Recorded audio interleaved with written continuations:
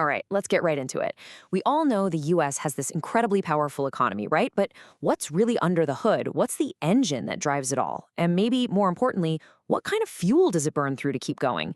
In this explainer, we're going to break down what's been called the American growth machine, all of its incredible power and, well, its hidden costs.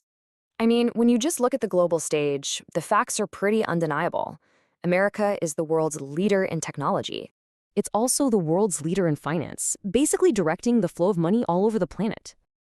And yeah, it's the world's leader in innovation, just churning out new ideas and entire industries at a pace that is frankly staggering. But, that's the shiny surface. And power always comes with a price tag. So that leads us to the big question, the one we're really digging into today. What's the actual cost of staying on top like that? So let's start by defining our terms, the American growth machine. Now, it's really important to get this straight. This isn't about politics, okay? This isn't left versus right. This is all about the system's design and its incentives. The source material we're looking at frames the American economy as a machine, a system that has been fine-tuned for three things and three things only: growth, scale, and speed. And you know what? By those metrics, it works like a charm. Which brings us to our first big topic, the price of innovation. Yeah, let's start right here, because innovation is really the beating heart of this whole machine. It's where you see all this incredible progress, but it's also where you start to see the first cracks of division forming. And wow, the dominance is it's undeniable. We're talking about big tech, of course. We're talking about the absolute cutting edge of artificial intelligence. And venture capital, that's the money that fuels all the new startups. America is the world's hub for that. And then there's the foundational research and development. These sectors don't just compete on the world stage, they pretty much are the world stage. This slide really captures the two faces of innovation, the two sides of the same coin. On one side, you have the promise, and it's huge. Amazing productivity, incredible global influence, and just unbelievably fast wealth creation. But then you flip the coin.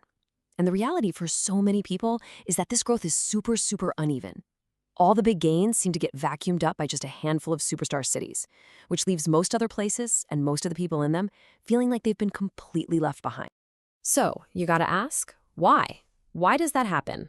Well, that brings us to the core mechanism that's really driving this whole divide.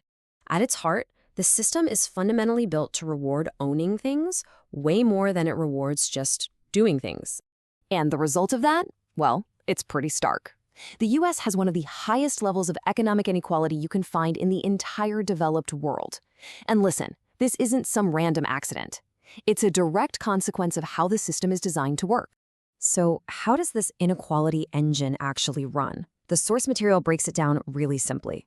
First, as you can see, capital, that's just money you invest, it earns more than labor. Simple as that. Second, assets, we're talking stocks, real estate, their value goes up way faster than people's paychecks do. And third, industries like finance can scale up globally and make money way, way faster than old school sectors like manufacturing. So what's the bottom line? The biggest rewards, the big prizes, they go to the people who own the assets, not just the people who show up and work every day. Okay, so this brings us to the toll this takes on the very foundation of a stable life for most people. The system's obsession with asset growth puts this immense strain on the absolute essentials, especially housing, and the whole thing runs on a fuel that carries a really heavy burden: debt. And this right here, this illustrates a fundamental shift in thinking. Within this system, housing is treated less and less like a social good, a roof over your head, a place to live, and more like a financial asset. It's an investment, like a stock, that's just expected to go up and up in value. And the consequence of that thinking is pretty predictable, right? The growth machine pulls everyone towards those few innovative cities we mentioned earlier, so demand for housing there just skyrockets. But the supply of homes can't possibly keep up. So what happens? Prices explode. And this doesn't just make life crazy expensive, it literally locks people out of the very places where the best economic opportunities are. So what's fueling this nonstop drive for growth? In a word, debt. And as you can see here, it's not just one kind of debt, not by a long shot. The machine is running on three massive pillars: huge government debt, enormous levels of corporate debt, and frankly, crushing household debt. It's just everywhere. It's seeped into every level of the economy. At its core, debt is really just a tool to pull future growth into today. It lets us spend more, invest more, and move faster right now by creating a bill that has to be paid tomorrow. And as the source material points out, That strategy works. It works great until one day it doesn't. So when you step back and put all of these pieces together, you start to see what the source calls the grand American trade-off. None of these outcomes are random. They are the direct result of a series of big, fundamental choices about what this system should prioritize and what it should be willing to give up.